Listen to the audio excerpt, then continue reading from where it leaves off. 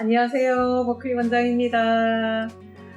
오늘은 영유에서 영어만 사용하면 안 되는 거에 대해서 한번 말씀을 드리겠습니다.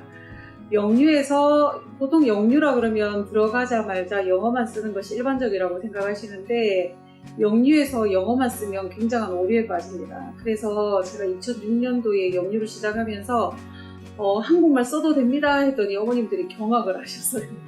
그러니까 한국말을 써도 되는 영유? 뭐지? 이렇게 어머님들이 반응을 하셨는데, 자, 4세, 5세, 6세, 7세 한참 한국말이 폭발하는 시기잖아요. 그런데 그때 한국말을 쓰지 못한다면 어떤 문제가 생기냐면 결국 외국어라는 거는 모국어를 쓰는 만큼 아이들이 외국어를 받아들일 수 있고 한국말을 표현할 수 있는 만큼 외국어를 쓸 수 있습니다. 그런데 모국어를 친구들이랑 쓸 수 있는 그 유치부 단계의 유아 교육을 한창 받을 수 있는 그 시기에 한국말을 못 쓰게 함으로써 결국 모국어를 막는 일이 되는 거예요. 영어만 써라라고 한다면. 그러면 유치원에 가서 하루 종일 영어만 써라. 그러면 아이들이 실제로 입을 닫아버려요. 자, 첫째 아이, 둘째 아이 중에서요, 첫째 아이들은 유난히 키워보셨으면 다 아시겠지만 예민합니다. 똑똑하고 예민합니다. 틀리는 거 싫어해요. 근데 이런 아이들이요, 들어가자마자 영어만 써라라는 규칙을 주면 어떻게 반응하시는지 아시죠? 입 딱 다물어버려요. 왜? 완벽할 때까지 말 안 하고 싶거든요. 그래서 보통 영어만 써라라는 영유를 가보시면 어떤 어머님들이 이렇게 표현하시더라고요. 우와, 면학 분위기 진짜 좋다. 제가 그런 말을 듣고 어머니 아니에요. 그거 한국말 못하게 해서 나오는 분위기예요. 이렇게 얘기했더니 아니라고, 진짜 면학 분위기 좋은 거라고. 근데 아니에요. 실제로 아이들은 모국어를 엄청나게 많이 방해받고 있는 거예요. 자, 모국어를 방해를 받는다는 건 어떤 의미냐면 한국말을 그만큼 자유롭게 사용하지 못한다는 거고, 결과적으로 한국말을 사용하지 못함으로써 모국어가 자유롭지 못한다는 건데, 자, 외국어는요, 한국말을 내가 아는 만큼 받아들이는 거고, 한국말을 내가 쓸 수 있는 만큼, 내 모국어를 자유롭게 쓸 수 있는 만큼 외국어를 받아들이는 건데 그걸 못하게 되는 거예요.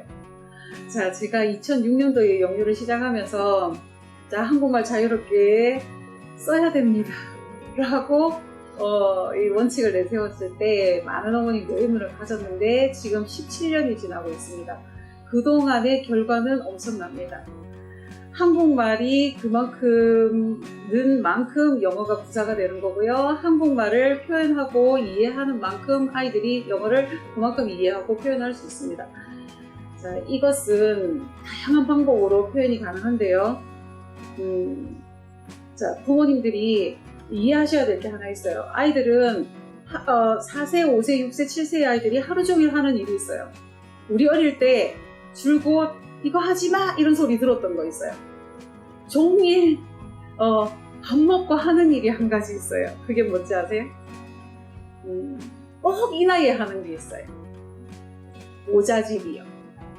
자, 아이들은요 하루 종일 엄마 어쩌고 저쩌고 선생님 어쩌고 저쩌고 떼스로 일러줘요. 자, 왜 일러주는지 한번 생각해 보셨어요? 제가 이 질문하면 어머님들이 자기를 내세우려고 할 말이 많아서 이렇게 얘기하시는데 아니에요. 이거는 아주 신의 섭리가 달려있다고 저는 생각을 하는데, 아이들은 고자질하면서 육하 원칙에 맞는 말을 하려고 스스로 연습을 하는 거예요. 제가 유치원 시작하면서 아이들이 하루 종일 일러주는 모습을 보고 어찌 한 명도 빼지 않고 이렇게 하루 종일 일러줄까 이렇게 관찰하다가 어느 날 깨달았어요. 너무 신기하더라고요. 아이들은 이 시기에 누구나 동서양의 모든 아이들은요 하루 종일 일러주고 있어요. 누구라도 말을 조리 있게 하기 위해서 스스로 노력하는 거예요. 그런데 이 시기에 모국어를 쓰지 못하게 하고 영어만 써라라고 하면 아이들은 모국어가 막힙니다. 한국말로 자기 말로 하고 싶은 말을 조리 있게 하는 법을 배우지 못하는데 시간이 지났다고 영어로 자유롭게 말 못합니다. 자, 그래서 요즘에는 급기야 영어로만 말하는 원에 다니는 아이들이, 많은 아이들이 언어 치료를 받고 있어요. 실제로 주변에 그런 아이들을 많이 보실 겁니다. 자, 한국말을 못하게 하니 자연스럽게 실제로 모국어가 막혀 있습니다. 근데 부모님들은 내 아이가 한국말이 늦구나. 그래서 영어도 받아들이기가 어렵구나가 아니고요. 잘못됐던 거예요, 방법이. 그래서 모국어를 자유롭게 해주는 것이 실제로는 영어를 잘하게 하는 근본입니다. 그래서 영어 유치원에서 영어만 쓰게 하는 거는 상당한 모순을 가지고 있는데, 그러면 영어 유치원에서 영어를 잘 쓰게 하기 위해서는 어떤 것이 필요하냐? 자, 우리는 굉장히 모순의 시대를 살고 있는데, 그럼 우리 어른들이 열심히 영어를 외우고 시험 치고 숙제했더니 영어가 다 되셨나요? 안 되셨잖아요. 그래서 제가 굉장히 고민하고, 저도 그 세대 사람이다 보니까 단어 열심히 외웠고, 사전을 다 외웠다시피 외워봤고, 성문종합 세부 60개 열심히 외워봤어요. 시험도 100점 받아봤습니다.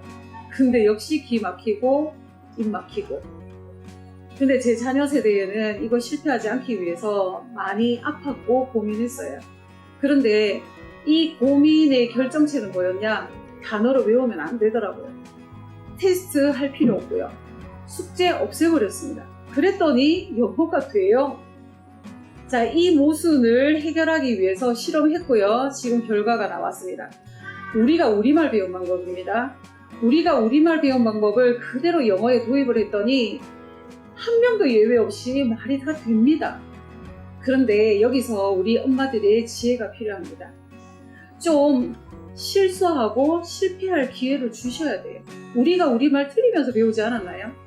영어도 마찬가지예요. 틀릴 수 있는 시간을 주셔야 돼요. 그래야지 언어로 넘어갑니다. 외국인이요, 한국에 1년만 살면요 한국말 곧 잘해요.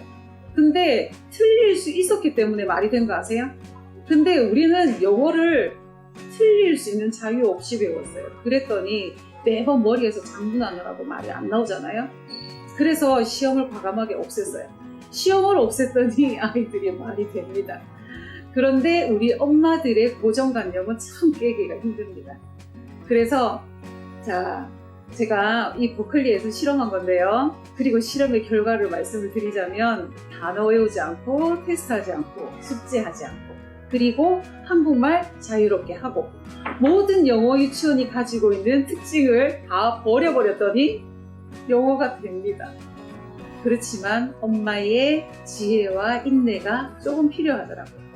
그리고 고정관념 내려놓는 그 지혜가 너무너무 필요한데, 자, 앞으로 제가 시리즈를 계속 이어가면서 우리 어머님들이 지혜를 더해가고 우리 자녀가 인생의 날개를 달 수 있는 이 영어가 정말 자유로워지는 그 비법을 하나씩 계속 풀어나가겠습니다.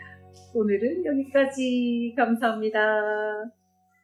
안녕.